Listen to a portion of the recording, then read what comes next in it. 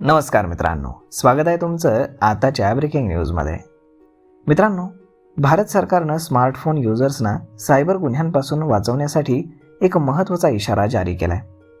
भारतीय सायबर गुन्हे समन्वयक केंद्रानं लोकांना त्यांच्या मोबाईल फोनमधून काही धोकादायक ॲप्स त्वरित काढून टाकण्याचे आणि ते पुन्हा कधीही इन्स्टॉल न करण्याचं आवाहन केलेलं आहे.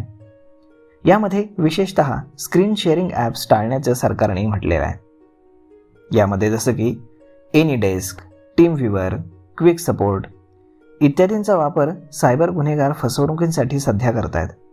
हे ॲप्स तुमच्या फोनवरती रिअल टाईम ॲक्सेस दुसऱ्याला देऊ शकतात, जे तुमच्या बँकिंग क्रियाकल्पाला किंवा OTP आणि पर्सनल माहितीला अगदी सहज पाहू शकतात. जेव्हा एखादा user screen sharing app install करतो तेव्हा हे ॲप्स अनेक प्रकारच्या परमिशन्स मागतात आणि बहुतेक युजर्स त्यांचा विचार न करता या परमिशन्स देऊन टाकतात.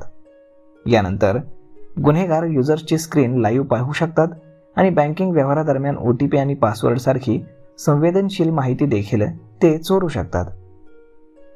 यामध्ये सरकारने स्पष्ट केले की तुमच्या फोनमध्ये असे कुठलेही ॲप्स जर असतील तर ते त्वरित हटवा.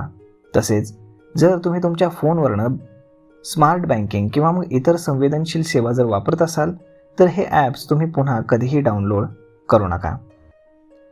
कोणत्याही अज्ञात लिंक किंवा कॉलद्वारे काही ॲप्स तुम्ही कुठल्याही प्रकारचे डाउनलोड करू नका.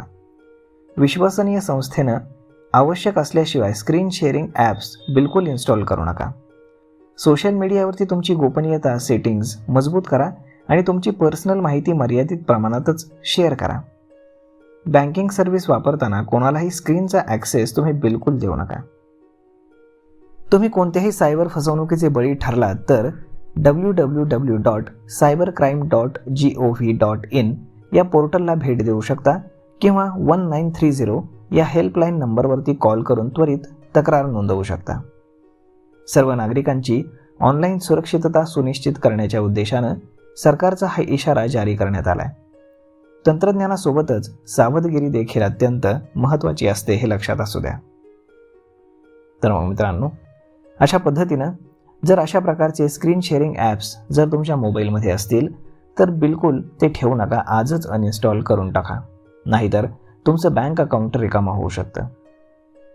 तर मग मित्रांनो, हा व्हिडिओ, ही माहिती तुम्हाला कशी वाटली हे तुम्ही आम्हाला कमेंट करून नक्कीच सांगा. आणि जर आवडली असेल तर आपल्या जवळच्या मित्रमंडळींसोबत देखील हा व्हिडिओ तुम्ही शेअर करायला विसरू नका. धन्यवाद.